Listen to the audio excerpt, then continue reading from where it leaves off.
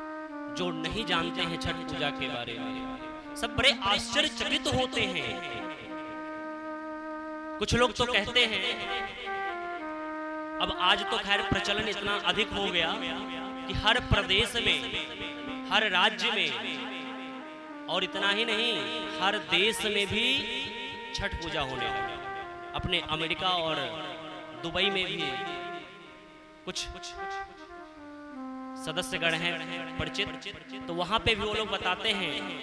कि वहां भी छठ पूजा बड़े धूमधाम से लोग मनाते हैं। तो अब तो खैर प्रचलन में आ गया, लेकिन पहले ये प्रमुख रूप से बिहार का ही पर्व था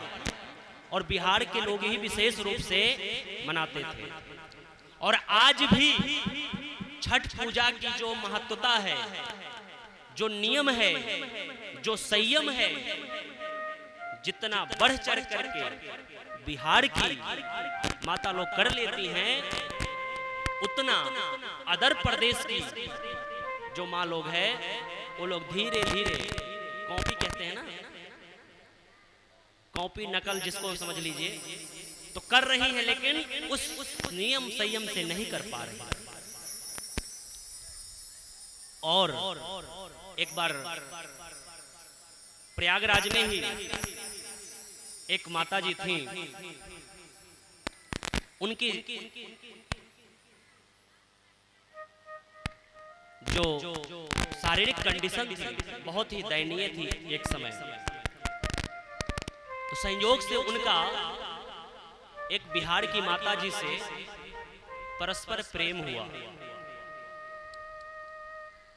उस मैया ने उनसे कहा कि मुझे शारीरिक कष्ट बहुत है और मेरे पास संतान भी नहीं है, संतान के दुख से मैं बहुत दुखी रहती हूं और इसी कारण से मेरा शरीर भी धीरे धीरे रोगों से ग्रसित होता जा रहा है। तो बिहार की जो माता जी थी उन्होंने कहा, अरे बहन क्यों चिंता करती हो, अभी कार्तिक महीने में, कार्तिक महीने के शुक्ल पक्ष की चतुर्थी तिथि से प्रारंभ होने वाली ये 4 दिन का जो महापर्व है, जिसे हम सब लोग छठ पूजा के नाम से जानते हैं, उस व्रत के नियम को अभी करने में तुम सक्षम नहीं हो, लेकिन मैं इतना कहती हूं कि जिस घाट पर छठ पूजा हो रहा हो उस घाट पर तुम चली जाना और वहां जाकर के छठी मैया से, सूर्य भगवान से प्रार्थना करना कि हे छठी मैया, हे सूर्य नारायण भगवान, जब हमारे भी संतान होंगे और जब मैं स्वस्थ होंगी तो मैं आपके व्रत को अवश्य करूंगी, ऐसा संकल्प ले लेना। और ठीक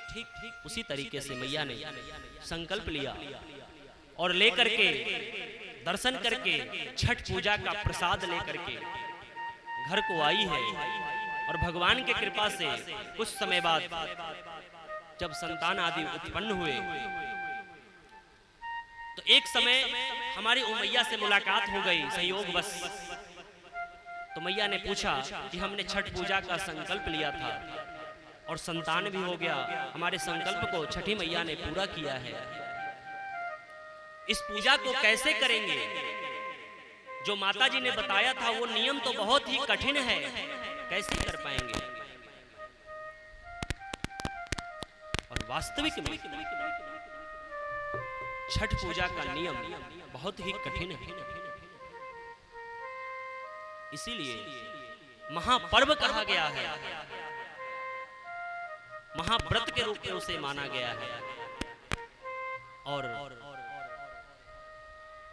छठी मैया की इतनी कृपा कि आज देखिए पूरे विश्व में